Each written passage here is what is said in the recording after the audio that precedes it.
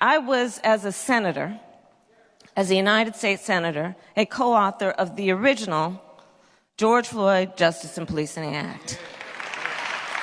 And as Vice President of the United States, we demand that Congress pass the George Floyd Justice and Policing Act. Joe Biden will sign it.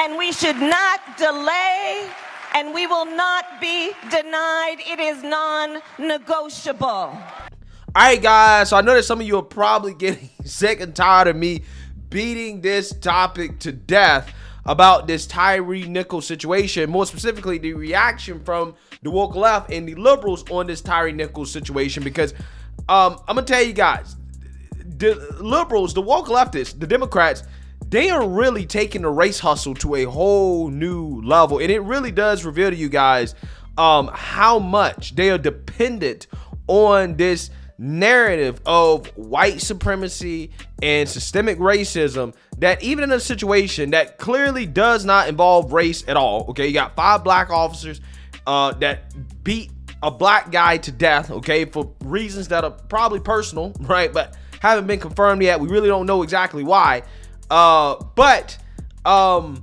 they try to make a race hustle out of it, right? And it really is sad and shameful, because the Democrats do not have a moral conscience, right? It is showing us that they literally don't care, right? They don't care about using dead black men as ways to elevate and to benefit themselves personally. It's really sad. It really is. And that is what happened at Tyre Nichols' funeral, where race hustler number 1, Al Sharpton, gave a eulogy, right? So it seems he was preaching, and he made an absolutely ridiculous claim about Tyre Nichols that, again, it's just shameful, man. It really is. Roll the clip. Well, Reverend Al, you don't understand. How are they going to keep crime down in the black community and at the same time not be tough and rough? Well, they do it the same way they do it on the white side of Memphis, and they keep the crime down without being rough and tough. How do you have the same department that can keep crime down on one side of town without beating folk to death, but you can't do it on the other side of town unless you feel that you can get away with it there? I can't speak for everybody in Memphis. I can't speak for everybody gathering. But for me, I believe if that man had been white, you wouldn't have beat him like that night. That's why I'm still marching. Yeah. Yes, I got books out. Yes, I got a TV show, but I'm a mountain climber. I'm not going to stop till I get to the top of the mountain. You can call me names on right-wing television. I'm a mountain climber. I expect stumbles to come my way. I'm a mountain climber. You can disgrace me. You can discredit me. But I'm going to keep on climbing. I'm going to climb until Tyre Nichols gets justice. I'm going to climb until Eric Gardner gets justice. I'm going to climb until we change the laws. We're mountain climbers. We're not day traders. We're mountain climbers. And if God be for us, it's more than the whole world against us. He walks with me. He talks with me. He tells me that I'm his own. He's been food when I was hungry, water when I was thirsty. He's my rock. He's my rock. He's my rock. My sword and shield. Yeah, so you seen that, you heard that. And I'm sure you guys heard the claim that Al Sharpton made, race hustle number 1, that if Tyre Nichols was white, he would not have gotten beat, which again is a astonishing claim to make, considering how, one, we don't know the reason why he actually got beat. Now, again, I'm not trying to spread this rumor because I don't know if it's actually true, okay? So I don't know if this is true, but the rumor is that, you know, there was some more personal stuff going on in regards to Tyre Nichols maybe having some type of relationship with one of the officers, I don't know, baby mamas or something like that, okay? Tyre Nichols worked at FedEx, and, you know, he was allegedly sleeping with one of the officers, I don't know, women or whatever. I don't know the exact details, but we don't really know the reason, okay? I mean, if I had to guess, I would say it probably is more personal than we think. There's probably more going on to it than it just being a regular traffic stop that went wrong, okay? Which, again, that's what really astonishes me about these people making all these claims without knowing an actual reason for why this happened, okay? We don't know the reasons exactly why it escalated to the point that it did, okay? Just looking at the body camera footage, I mean, again, you could say that these officers were on a power trip. Maybe they were, going too hard. Maybe they got too pissed off at the guy for running away. But there's probably more going on to it than what we saw in the body cam footage. I don't know, right? And because of that, again, I just think that it is ridiculous to come out here and make all these claims, especially the claim that if he was white, this would not have happened, because let's take out the personal reasons, right? Let's just say that the cops were on a power trip or whatever. We have seen cops beat white people, right? We've seen them unjustly shoot and kill white people, okay? Al Sharpton must never heard of Daniel Shavers or Tony Temper, right? He must have never heard those names before, and the reason why is because he's not interested, right? There's no race card to play there, okay? There's no race hustle to, be had there. So therefore, he doesn't really care. So he goes up there, he makes ridiculous claims about how, apparently on the white side of Memphis, they don't have to do this. They don't have to police this way, right? They only police this way on the black side, right? The black officers are targeting the black folks because they're black, okay? That's the claim, okay? When it can't be that maybe, just maybe, I'm just saying here, just based off basic FBI crime statistics that suggest that, 50% of the arrests for murders and robberies, right, happen to be black people, okay? Maybe those type of statistics have more to do with, police and how aggressive they police people, more so than, actual race or racial bias, right? Again, that's the part they leave out of when they had this racial bias conversation. Are the police racist? Are they racially biased? They leave out the part where, again, over 50% of the arrests, or about 50% of the arrests for murders happen to be black, right? The suspect is black. And robberies, okay? Black people disproportionately are overrepresented in regards to crimes, okay? Or the people that commit crimes.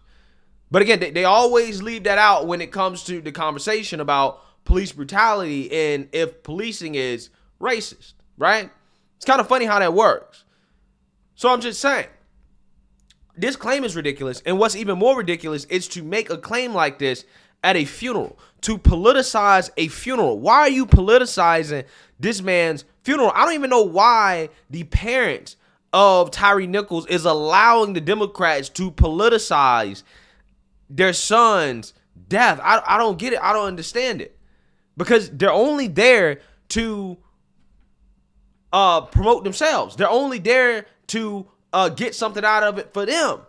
They're not there because they actually care about Tyre Nichols, right? In fact, for them, every police beating, okay, or every case of police brutality that happens to involve a black person is good for them, because that's an opportunity for them to go out there and to woke virtue signal while at the same time doing nothing, right? What policy has the Democrats proposed that would have prevented that from happening? They don't have any. They don't have any. The George Floyd Policing Act, or the Federal Takeover of Policing Act, right, would not have prevented that from happening. But who knows? What would have prevented that from happening is just maybe, if it wasn't for the rhetoric that happened in this country that came from the Democrats and the woke revolutionaries after the George Floyd incident, maybe all the police officers in Memphis would not have quit or retired. Right? Maybe Memphis would not have had to lower the standards to the point where, again, they're essentially hiring what appears to be gangbangers, right, and thugs to, be police officers, right? Maybe the Democrats are more at fault for this than so-called white supremacy or systemic racism. I want to have Tyre Nichols' parents actually take a step back to actually think about that and say, hey, why in the world did Memphis have to hire these people on the police department in the first place? But no. It seems like they're just as involved or caught up in the race hustle as everybody else. And I hate to say that because they lost a son. I get it. I feel for them. But it's stuff like this that just makes me upset. It builds resentment. And it's the same thing that happened to George Floyd. When the George Floyd incident first happened, right after the George Floyd incident, BLM had the most support they've ever had, ever. Okay, even among Republicans and conservatives. People took a step back and said, okay, there's an issue, there's a problem, we need to solve it. But as soon as they started racializing it, and they started rioting in the streets on a nightly basis for months on end, claiming every white police officer was bad, every white person was bad, calling to dismantle and undermine the integrity and sovereignty of our institutions in this country, that's when they lost support. Now, the support for BLM is basically non-existent because they racialize every single one of these incidences, and that is what keeps us from having a real conversation about what needs to happen, what type of reform needs to happen in policing. Now, don't get me wrong. I personally don't think police reform is a big issue at all. Okay, I think you can put that on the back burner, right? It's overblown. The only people that really are interested in police reform are people that probably are likely to commit crimes, right? That are dealing with police. I don't plan on having any type of negative run-ins with police because I know how to handle myself when I get pulled over by police to avoid putting myself in situations like that. Right now, again, there is a 0.0001% chance that maybe no matter how I act, right, some police officer on a power trip may try to kill me anyways. But I'm going to take my chances. I don't think that police reform is going to give me better odds than the odds that I have now, right? I don't think that's going to happen. So I'm not worried about it because I'm not a criminal, right? I'm not a criminal, so I'm not worried about it. But again, what they do after these deaths, after these incidences, makes it so, again, people start to build resentment towards the situation. People start saying, you know what? I was sympathetic, I was empathetic about it at first, but now I'm not. Because you people have literally made this about race and whites and white supremacy. You made it about everything except what it's about, which is that 5 officers who happen to just be bad people who probably shouldn't have been on the force in the first place, abused their power, and they beat this man to death unjustly. That's what the conversation should have been about, and that's what it should have stuck to. If they would have just stuck to that, then people would be having a real conversation about, okay, we need to maybe, look at some things when it comes to policing in this country. But nope, they can't do it. They can't do it. What they want to do is have more hate and division, right? Hate and division. And what also kind of, bothers me a little bit here, and some people may not necessarily agree with what I'm saying here. How come every single time one of these things happen, it's always Democrats and liberals showing up to the funerals and stuff like that? Hear me out on this. Reasonable people can see that there's no racial angle here, right? The Democrats and the liberals are completely making it up. A situation like this is a prime time for a Republican, a prominent Republican, maybe a Tim Scott type of guy, right? To show up to the funeral and to give a counter narrative.